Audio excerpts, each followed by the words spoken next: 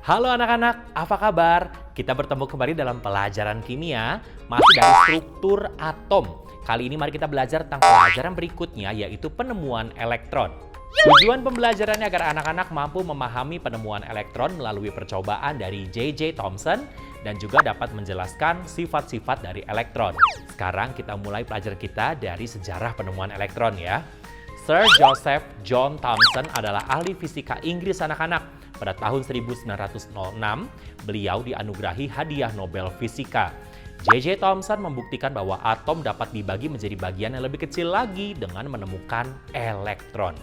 J.J. Thomson membuat percobaan dalam tabung kaca yang ditutup dengan dua plat logam di kedua ujung tabung dan dihubungkan ke sumber listrik tegangan tinggi. Sebelumnya, beliau mengosongkan sebagian besar udara dalam tabung anak-anak.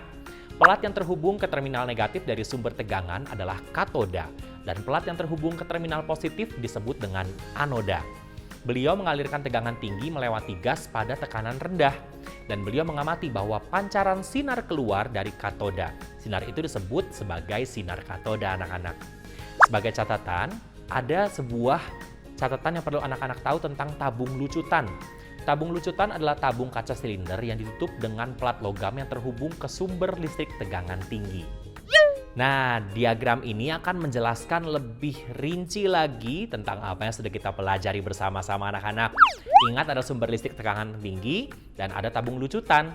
Lalu ada katoda yang terhubung dengan terminal negatif dan ada anoda yang terhubung dengan terminal yang positif. Karakteristik sinar katoda.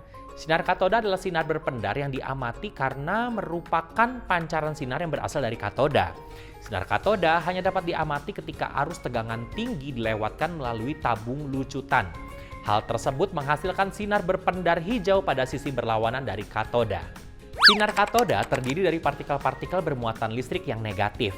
Hal ini dibuktikan dengan melakukan percobaan di mana medan listrik diberikan pada jalur sinar katoda dan sinarnya akan membelok ke arah plat bermuatan positif. Diamati bahwa ketika roda ringan ditempatkan pada jalur sinar katoda, rodanya akan mulai berputar anak-anak. Hal ini membuktikan bahwa sinar katoda adalah aliran cepat dari partikel-partikel bermuatan listrik. Sinar katoda bergerak dalam garis yang lurus. Bayangan terbentuk pada dinding berlawanan dari katoda ketika benda buram ditempatkan pada jalur sinar katoda. Bayangan hanya akan terbentuk jika sinar katoda bergerak dalam garis yang lurus. Ini adalah kesimpulan dari J.J. Thomson anak-anak. Sinar katoda terdiri dari partikel-partikel bermuatan listrik negatif yang disebut elektron. Elektron adalah bagian yang tidak terpisahkan dari atom dan semua materi. Ada sebuah fakta menarik yang perlu anak-anak ketahui. Sinar katoda digunakan pada monitor komputer dan televisi zaman dahulu, tetapi sekarang telah digantikan oleh LCD dan juga layar plasma. Sekarang kita lihat ya, ini dia diagram garis dari percobaan J.J. Thomson. Berikutnya mengenai elektron, nilai dari EM adalah sama terlepas dari sifat gas atau bahan elektroda dalam tabung lecutan.